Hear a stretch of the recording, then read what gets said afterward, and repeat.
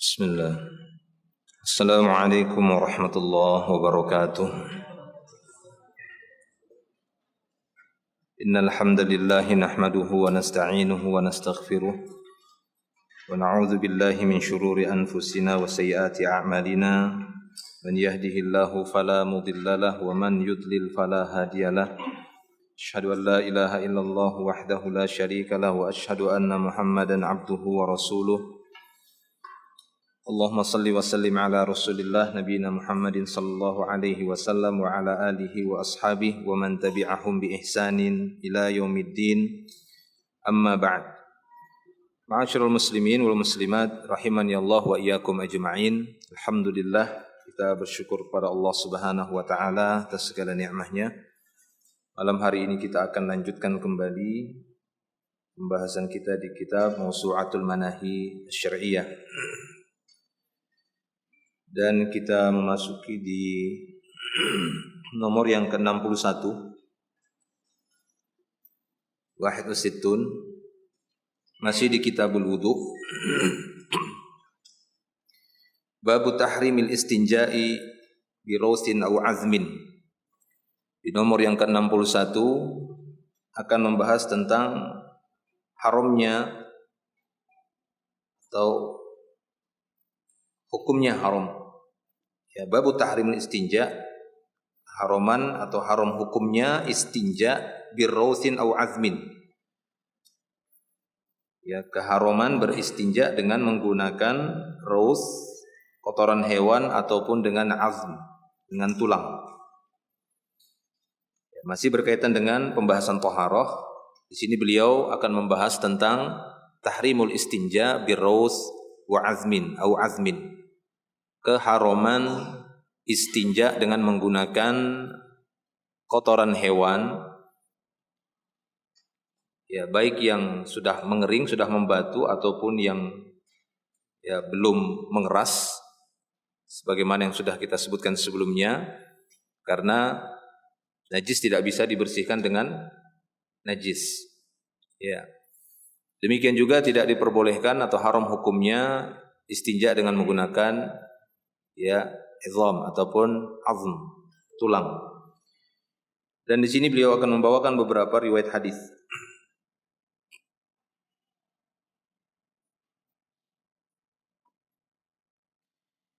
Kita akan bacakan hadisnya satu persatu. Beliau menyebutkan cukup banyak hadisnya yang nanti diikuti dengan kandungan bab sebagaimana biasanya.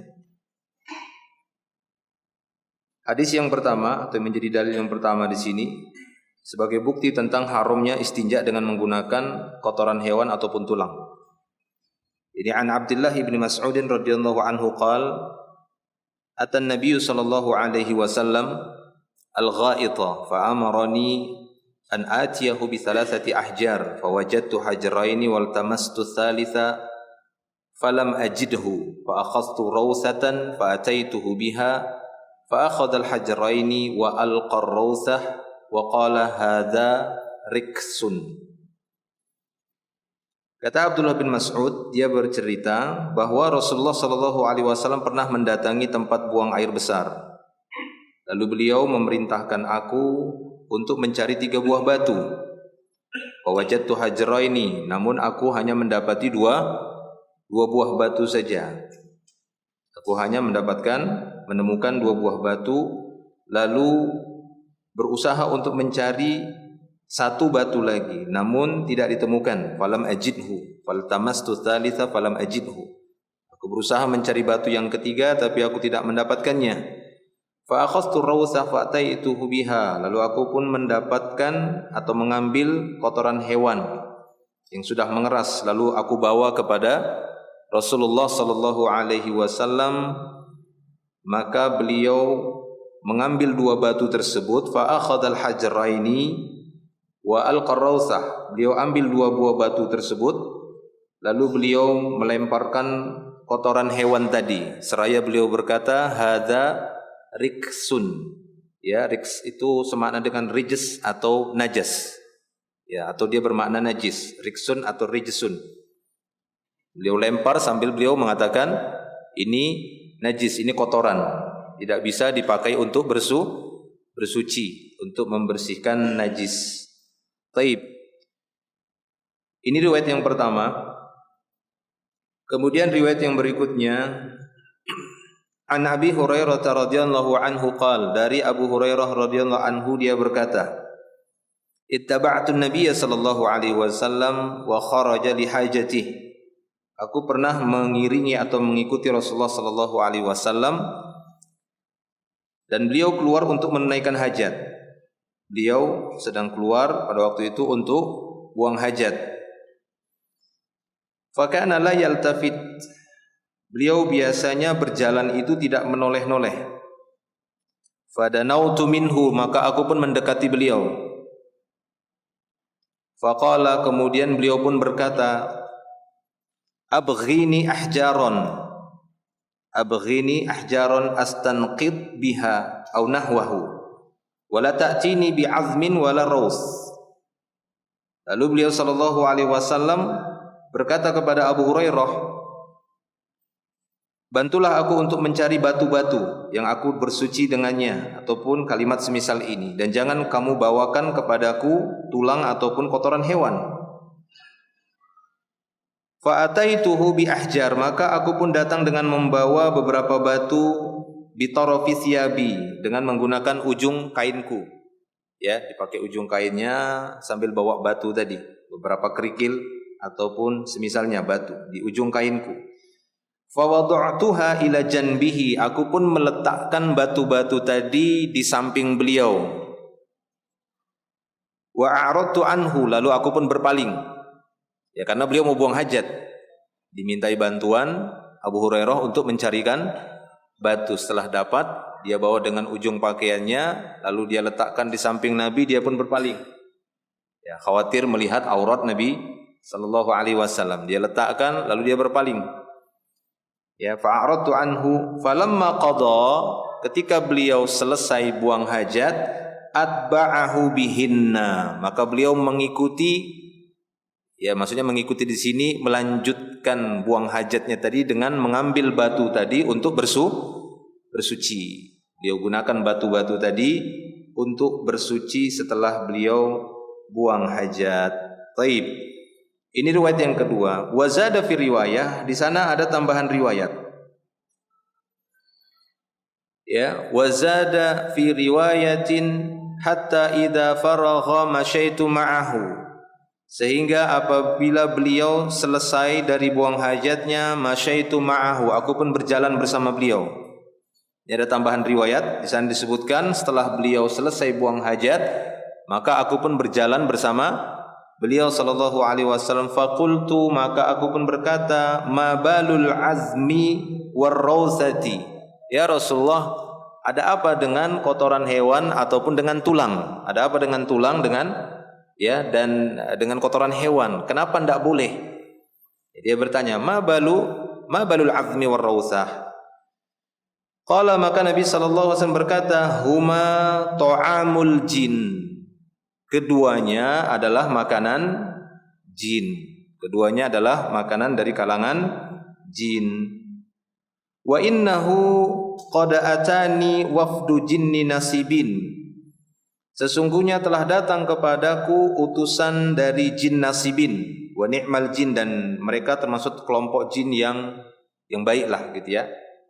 Di antara jin, di antara kabilah-kabilah jin itu, karena mereka juga punya kabilah-kabilah sama seperti manusia. Ya, mereka punya kelompok-kelompok, punya kabilah-kabilah sama seperti manusia. Ya. Dan Nabi sallallahu alaihi wasallam mengatakan wa ni'mal jin. Di sini disebutkan bahwasanya ya jinnun nasibin, kelompok jin nasibin ini ni'mal jin, termasuk jin yang lebih baik dibandingkan yang lainnya. Fasa'aluni zad, ya, ketika utusan jin nasibin tadi bertemu dengan aku, maka mereka pun meminta kepadaku bekal. Mereka meminta kepadaku zad, yakni bekal. Fada'autullaha lahum, maka aku pun berdoa kepada Allah untuk mereka. Alla yamurru bi'azmin wala rausah illa wajadu alaihi tu'man. Lalu aku berdoa kepada Allah untuk kemaslahatan mereka. ya, untuk permintaan mereka. Jin datang minta kepada Nabi bekal.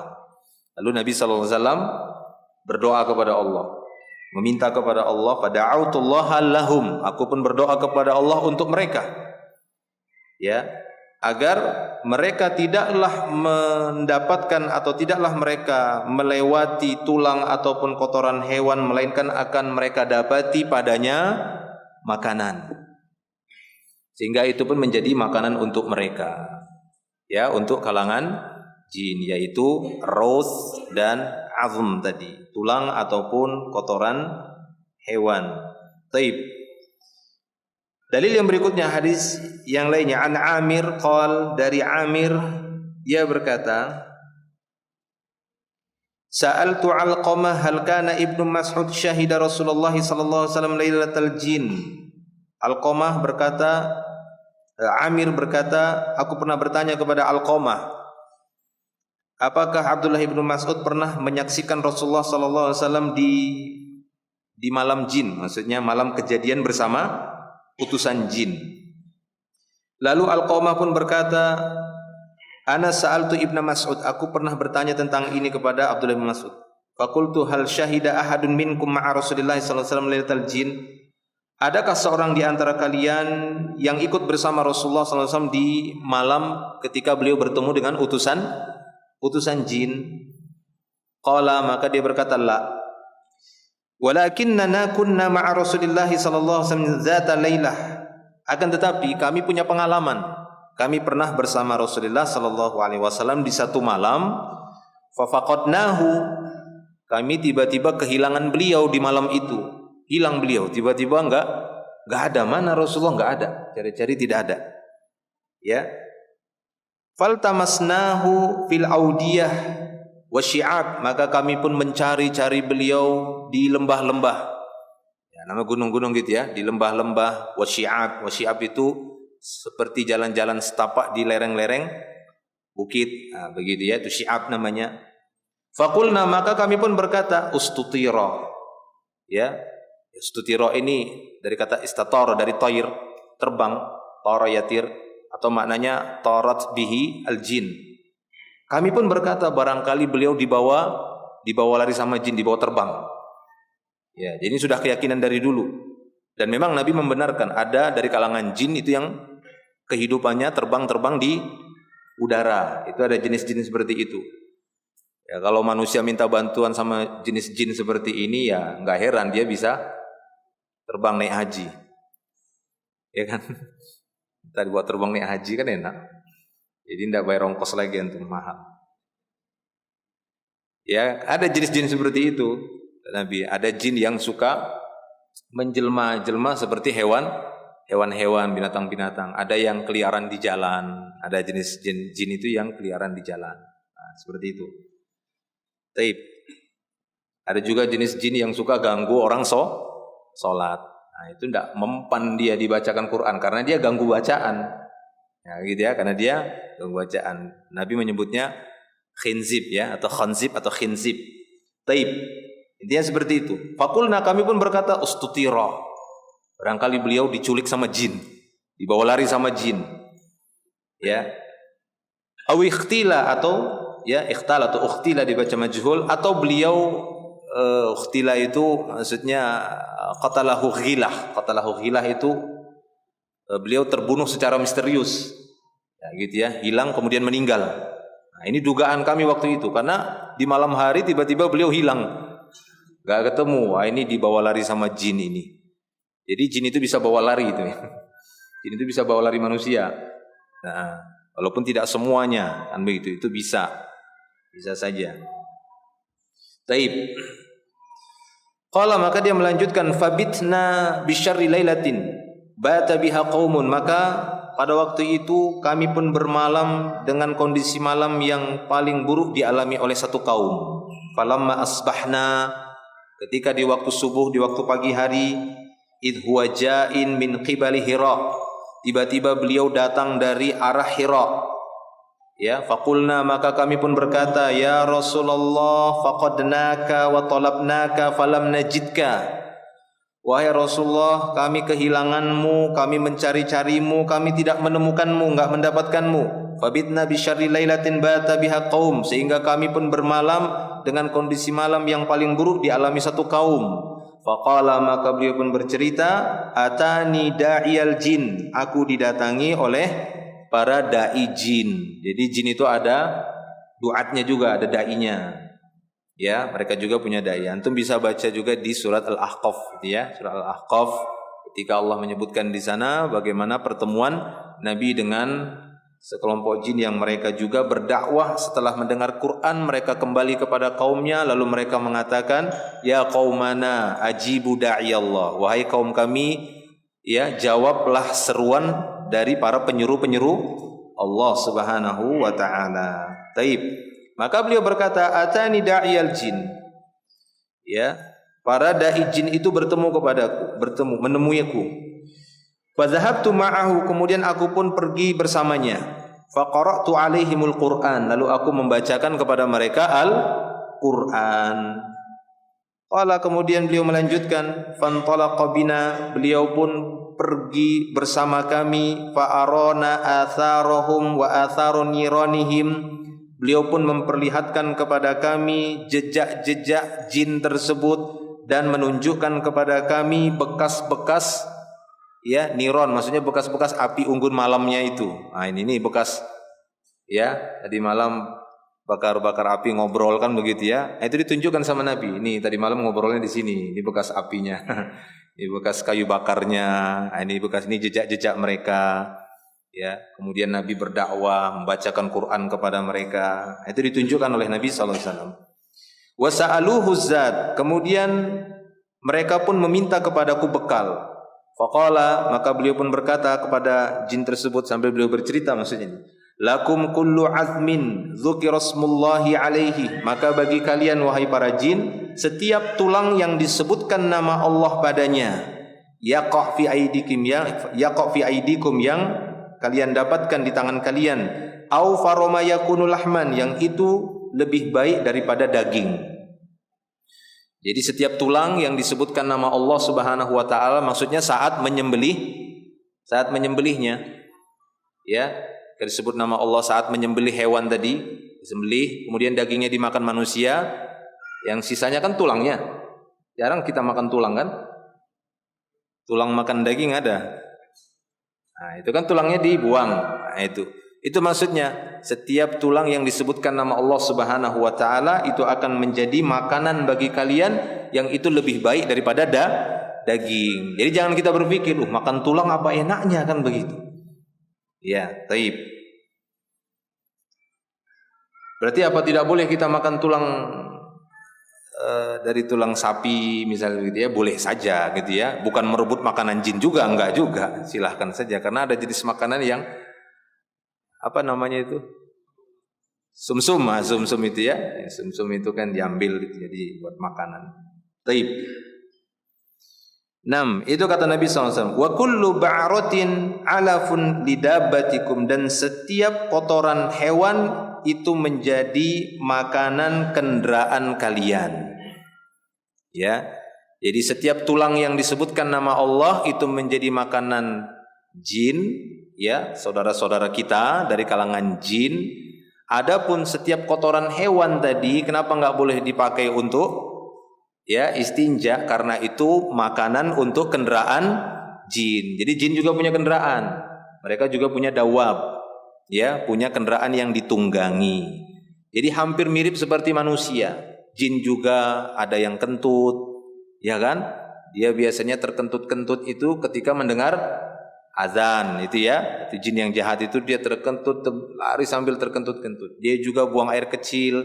Dia paling suka kencing di telinga orang yang tidur di malam hari sampai subuh, itu dikencingi telinganya. Makanya enggak dengar azan dia. Nah, jadi yang sering telat sholat subuh itu telinganya dikencingi jin, ya. Nah, itu dia. Coba cium bau tuh enggak itu? Itu. Jadi dia kentut, dia kencing, dia makan, nah, begitu ya. Dia juga bisa mati. Taib. Nah, jadi itu kata Nabi sallallahu alaihi wasallam. Faqala Rasulullah sallallahu alaihi wasallam, maka beliau melanjutkan tadi, fala tastanju bihima. Jangan kalian istinja dengan keduanya, yakni dengan azmun dan rausun atau rausah. Fa innahuma ta'amu ikhwanikum, karena keduanya adalah makanan saudara-saudara kalian dari kalangan jin. Wa ma khalaqtul jinna wal insa illa liya'budun, kata Allah Ta'ala. Tidaklah aku menciptakan jin dan manusia melainkan agar keduanya beribadah kepadaku, kata Allah Subhanahu wa Ta'ala. Baik, kita lanjutkan, masih dalilnya di sini disebutkan oleh beliau, cukup banyak beliau menyebutkan. An Abi Zubair annahu sami'a Jabiran, dari Abu Zubair dia mendengar Jabir berkata, naha Rasulullah sallallahu alaihi wasallam ayyutamassaha bi'azmin aw bi ba'rin. Kata Jabir bahwa Rasulullah sallallahu alaihi wasallam melarang, ya, tamassuh, maksudnya di sini bersuci dengan menggunakan tulang ataupun kotoran hewan. An Salman qala, demikian juga dari Salman Al-Farisi, dia berkata, dan hadis ini sudah kita sebutkan sebelumnya. Qila lahu, ada yang berkata kepadanya, qad 'allamakum nabiyyukum sallallahu alaihi wasallam kulla syai'in hatta al-khira'ah.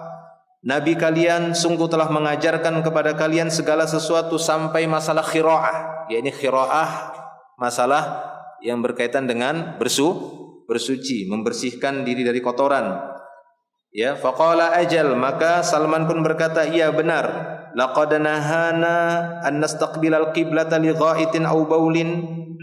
Sungguh beliau telah melarang kami untuk menghadap ke arah kiblat ketika buang air besar atau ketika buang air kecil. Au an nastanjiya bil yamin, dia melarang kami istinja dengan tangan kanan, tidak boleh istinja dengan tangan kanan. Au an nastanjiya bi aqalli min salasati ahjar, dia melarang kami istinja kurang dari 3 buah batu, ya. Au an nastanjiya bi raji'in au azmin, dan dia juga melarang kami agar kami tidak istinja dengan menggunakan raji' au azmin. Raji' ini termasuk juga kotoran hewan tapi belum terlalu kering. Ya, itu dia bedanya. Kalau raus dia sudah lebih kering, dia sudah lebih matang. Roji belum. Nah, gitu ya. Jadi mungkin masih dibanting gini masih mudah pecah, gitu. Kalau dia raus sudah betul-betul seperti mirip seperti batu. Taib. Kemudian riwayat yang berikutnya,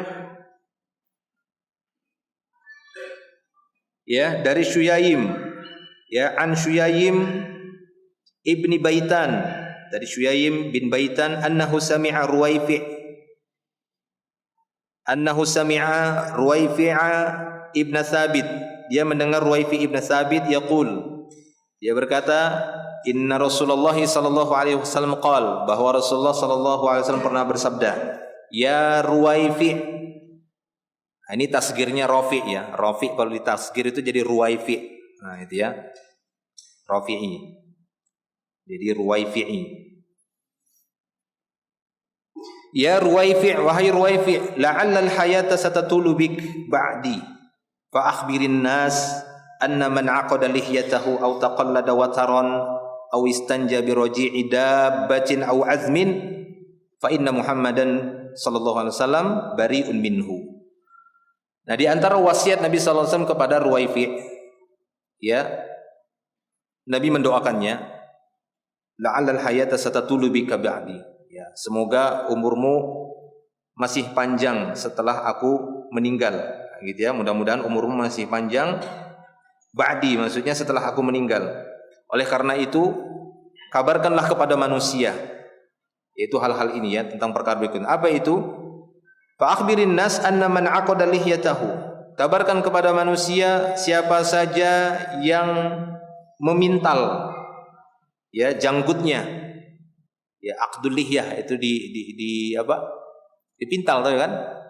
Nah, gini dipintal gini. Di kelabang atau dipintal lah pokoknya, dipintal, diikat. Nah, itu. Maka Muhammad berlepas diri dari orang itu.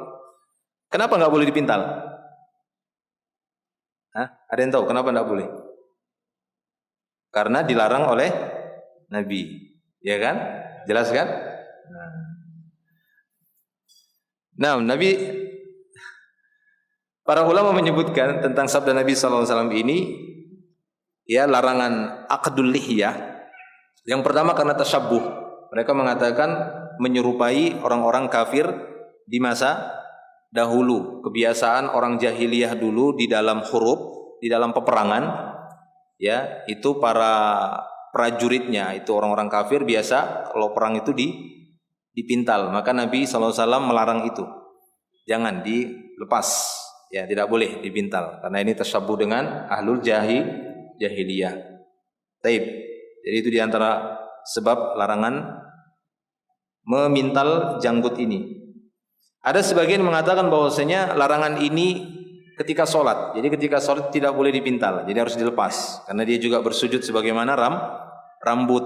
Ya, laki-laki yang rambutnya panjang saat sholat itu tidak boleh diikat, kecuali wanita. Ya, karena wanita kebutuhannya itu untuk diikat karena lebih panjang rambutnya. Ya, sehingga mereka tidak mengapa. Adapun laki-laki tidak boleh. Demikian juga janggut. Sebagian mengkhususkan ini ditujukan saat sholat. Tapi sebagian mengatakan tidak ada, ya, nilai larangan tasyabbuhnya kepada orang-orang kafir di masa itu karena kebiasaan orang jahiliyah waktu itu ketika perang mereka suka memintal janggut. Ada sebagian ulama juga mengatakan kebiasaan ahlul jahiliyah itu para rajulun mutakhannis, tahu rajulun mutakhannis? Laki-laki yang bergaya kayak perempuan. Apa namanya? Panci. Mirip itulah dia, tambah lagi bulatnya. Ya kan? Nah, kebiasaan ahlul jahiliyah, laki-laki yang seperti itu dia suka memintal ini janggutnya.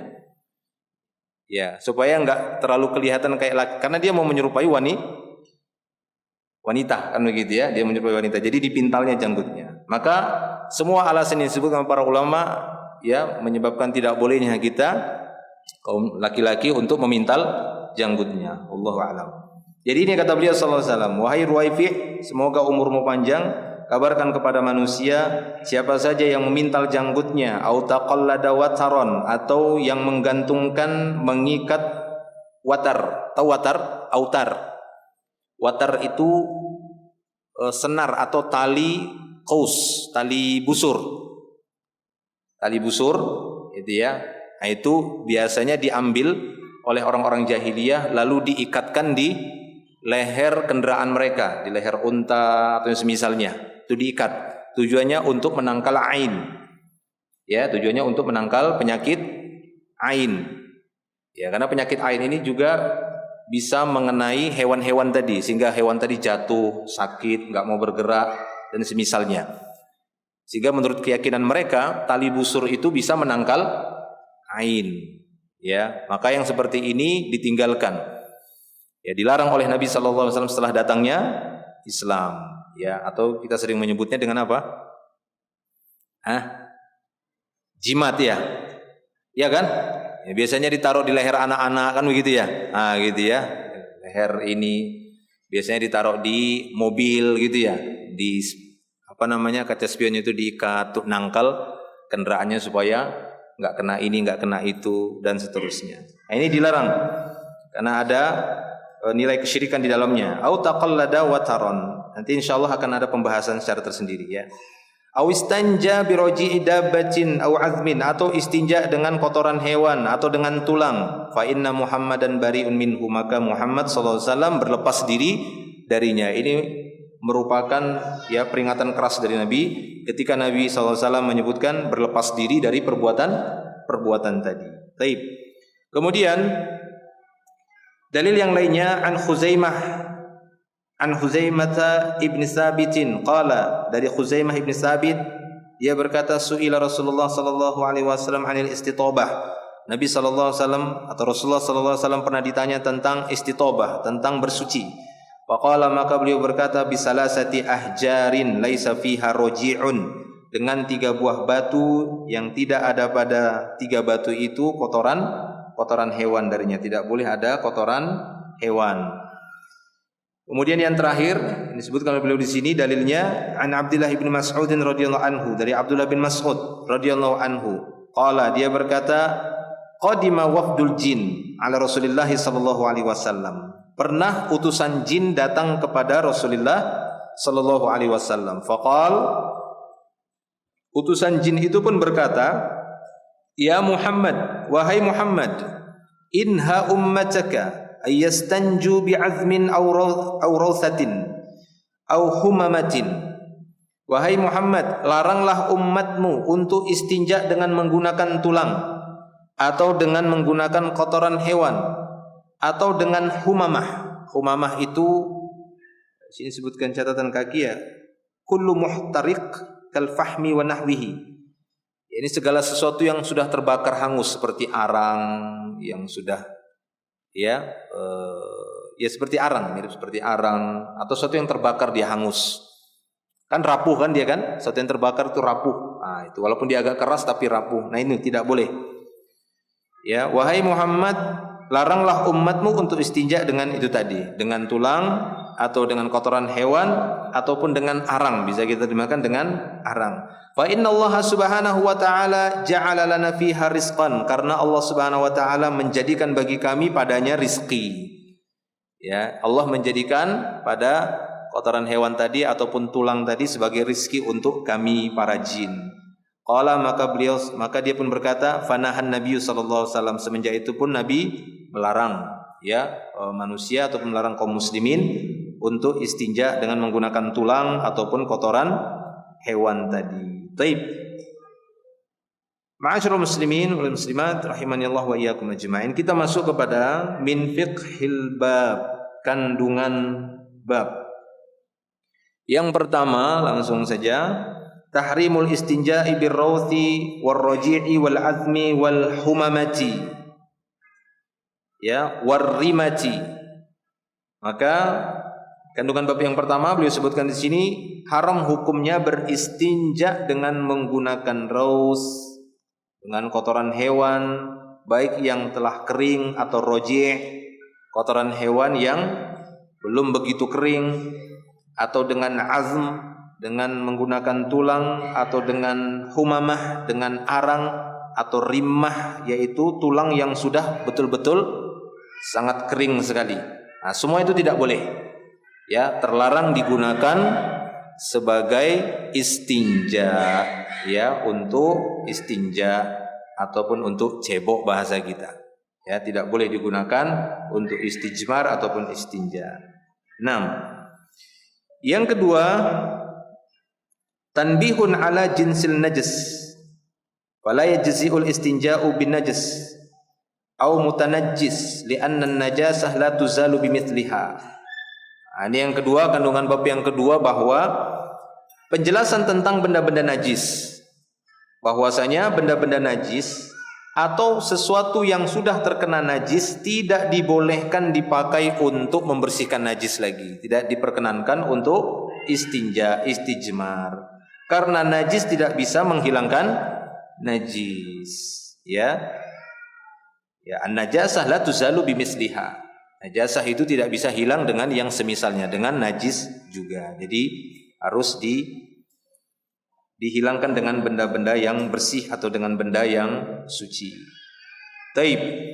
Kemudian kandungan bab yang berikutnya, yang ketiga, langsung saja kita terjemahkan, kita baca terjemahannya. Yang ketiga, larangan beristinja dengan raus, roji', tulang ataupun rimmah, menunjukkan bahwa beristinja tidak dikhususkan dengan batu saja. Ketika ada larangan beristinja dengan tulang, kotoran hewan, dengan arang atau yang semisal ini menunjukkan bahwasanya ya pengkhususan itu bukan hanya pada batu saja, tapi boleh selain batu. Ya, boleh selain batu. Yang penting bukan perkara-perkara yang telah disebutkan sebagai benda yang terlarang. Ya. Jadi batu itu bukan pengkhususan, bukan pembatasan, akan tetapi merupakan salah satu contoh karena dia paling sering digunakan, paling sering digunakan. Nah, jadi beliau di sini ingin menunjukkan apa tujuannya dikecualikan. Kalau ya dikecualikan, misalnya tidak boleh kotoran hewan, tidak boleh tulang, ya kemudian dibatasi batu saja, kan nggak perlu ada pengecualian ini, paham kan? Nggak perlu ada pengecualian ini kalau hanya dibatasi dengan batu, cukup hanya dikatakan istijmarlah atau istinjaklah dengan batu dan tidak pada selainnya. nggak boleh dengan bahan selainnya. Harusnya kan begitu kalau pembatasan. Tapi ketika di sana istinja dengan batu, tapi jangan dengan tulang, jangan dengan kotoran hewan, menunjukkan selain batu boleh. Yang tidak boleh dengan benda-benda tadi, atau yang dikiaskan dengan benda tersebut. Karena kias itu berlaku ketika ilahnya didapati. Kias itu berlaku, ya merupakan kias yang qawi ketika ilah dari sebuah nas itu ditemukan. Apa ilahnya? Apa alasannya tidak diperbolehkan? Apa alasannya? Apa alasannya? Kenapa nggak dibolehkan? Kenapa? Karena makanan jin. Ditemukan alasannya kenapa dilarang. Karena dia makanan jin, maka berlaku kiasnya. Ya, berarti segala hal yang menjadi makanan tidak boleh digunakan untuk istinja. Itu kias. Ditemukan dia ilahnya. Ya, saya pernah mencontohkan ada sebuah nas itu yang enggak didapati ilahnya, atau ada ilahnya tapi enggak memungkinkan kita lakukan. Seperti alasan Nabi SAW meletakkan 2 pelepah kurma di 2 kuburan yang beliau dengar sedang disiksa. Iya kan? Dapat enggak ilahnya? Alasannya dapat enggak? Dapat difahami, yaitu dengar. Ya kan? Makanya beliau meletakkan pelepah kurma, sehingga siapa saja yang ingin mengkiaskan dalil ini maka harus sesuai dengan ilahnya. Apa itu? Dengar dulu. Ya kan? Dengar dulu, dengerin kuburan itu. Disiksa ini. Ambil pelepah kelapa atau pelepah yang lainnya. Kan begitu. Taib. Nah, makanya di sini beliau mengatakan bahwasanya ini tidak dikhususkan dengan batu saja. Kalaulah bukan karena Rasulullah SAW menginginkan batu dan benda-benda sejenisnya, yaitu benda padat yang suci dan mudah diambil seperti kain ataupun tisu, daun ataupun tanah liat dan sejenisnya, tentunya pengecualian tulang dan kotoran hewan tidak ada artinya. Ya, dan tidak tepat pula alasan larangan menggunakan kedua benda tersebut, yakni karena keduanya merupakan makanan jin. Dengan larangan menggunakan kedua benda tersebut, beliau sallallahu alaihi wasallam mengisyaratkan bahwa selain keduanya boleh digunakan.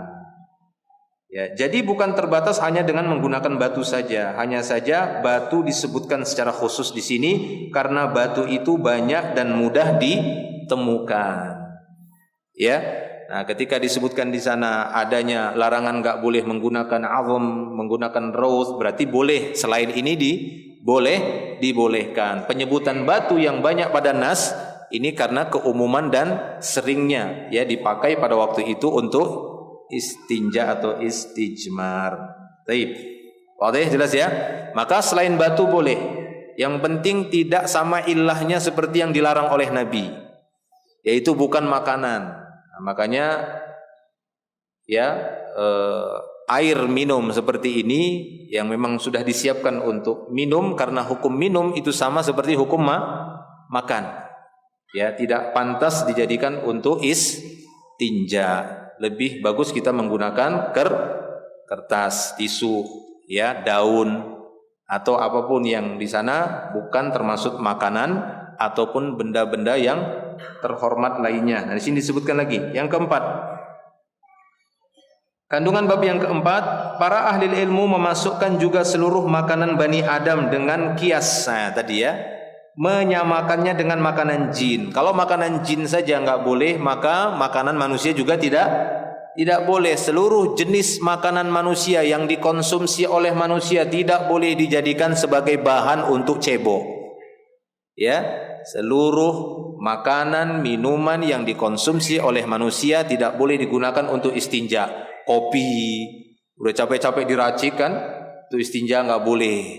Kuah sayur, sirup, nggak boleh. Ya, maka cari batu, kayu, daun. Nah, itu dia. Ya, makanan-makanan manusia tidak diperbolehkan. Demikian pula benda-benda yang terhormat, misalnya kertas-kertas yang berisi tulisan agama ataupun yang bertuliskan tentang ilmu, nggak boleh. Ya. Jadi buku-buku yang di sana bertuliskan tentang materi, tentang agama, materi ilmu, apalagi jelas ada ayatnya, ataupun dia tidak berbahasa Arab tapi pembahasan tentang ilmu, nggak boleh. Ya, maka itu dihormati. Lebih bagus dimusnahkan saja daripada tidak bisa dimuliakan, tidak bisa dijaga, khawatir terhinakan, maka lebih baik dimusnahkan dan tidak dibolehkan untuk istinja. Juga benda-benda yang lengket sehingga najis mudah lengket padanya, dan benda-benda yang lembek yang mudah tercerai-berai dan mudah melekat pada tempatnya, yang hal itu dikiaskan disamakan dengan humamah tadi, arang ataupun abu. Ya, humamah itu yang dia sesuatu yang mudah terbakar tapi gitu ya, rapuh, dia sudah rapuh.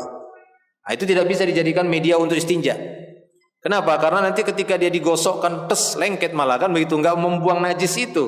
Najisnya enggak berpindah dari alat kemaluan ke benda tadi, tapi malah bendanya itu malah terus katanya kan begitu kan, jadi pecah atau apa, nggak bisa yang seperti kapur yang mengeras kan begitu ya, arangnya seperti itulah, itu tidak boleh ya. Kenapa? Karena pas mau digosok katanya pecah, lalu dia bukan malah memindahkan najis ya, bersih dari alat kelamin tadi, tapi justru dia malah menempel dan lengket di alat kemaluan. Nah, ini tidak dibolehkan untuk digunakan berdasarkan tadi kias dari humamah tadi.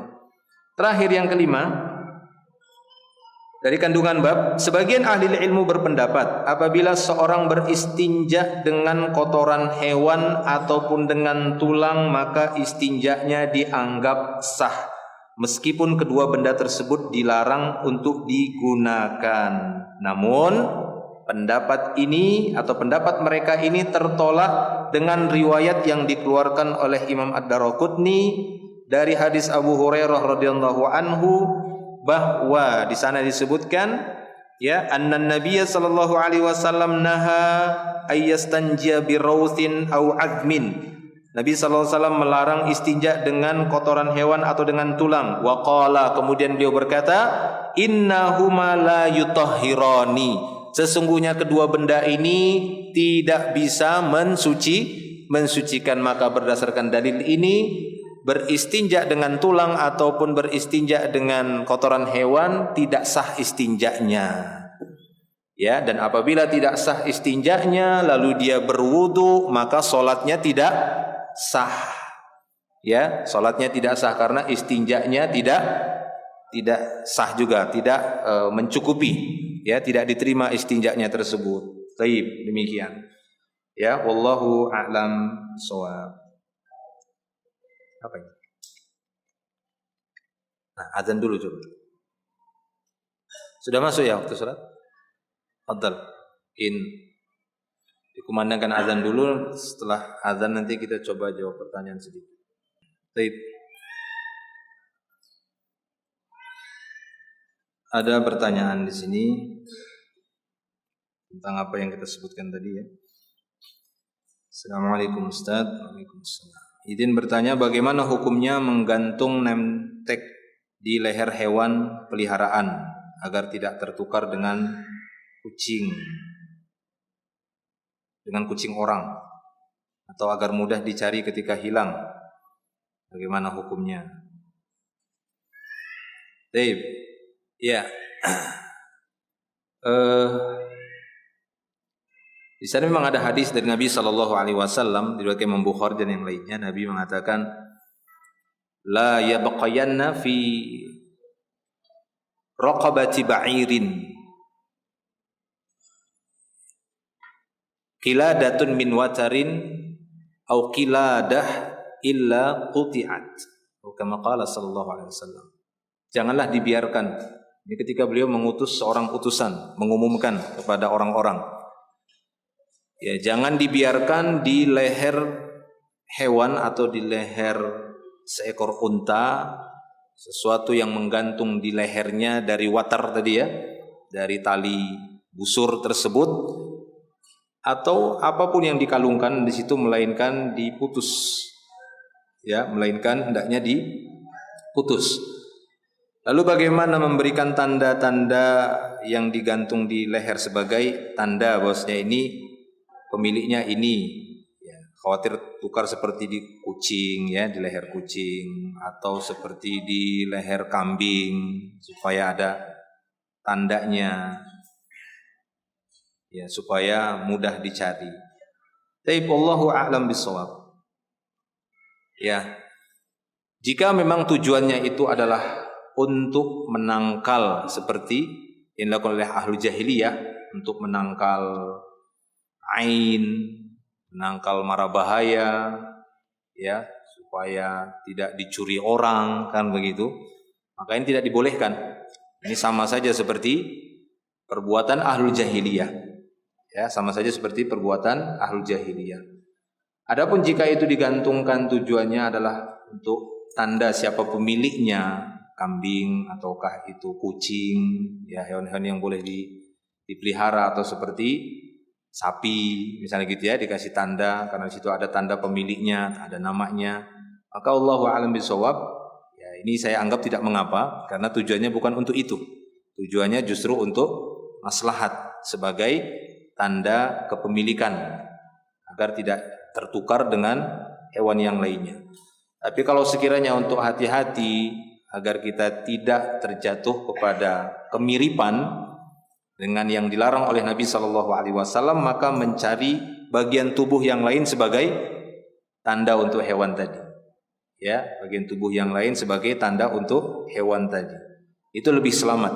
Ya, itu lebih selamat daripada kita gantungkan di lehernya tersebut semisal kalung-kalung tadi, walaupun mungkin asalnya tujuannya hanyalah untuk, ya, memberikan tanda saja, bukan karena keyakinan-keyakinan tersebut.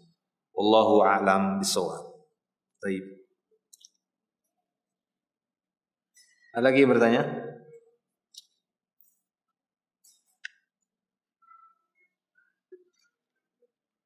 Ada, cukup ya? Cukup, insyaallah nanti kita lanjutkan lagi di pertemuan berikutnya. Semoga menjadi tambahan ilmu yang bermanfaat. Akhir da'wana alhamdulillah, subhanakallah bihamdik, asyhadu an la ilaha illa anta astaghfiruka wa atubu ilaik. Assalamualaikum warahmatullahi wabarakatuh.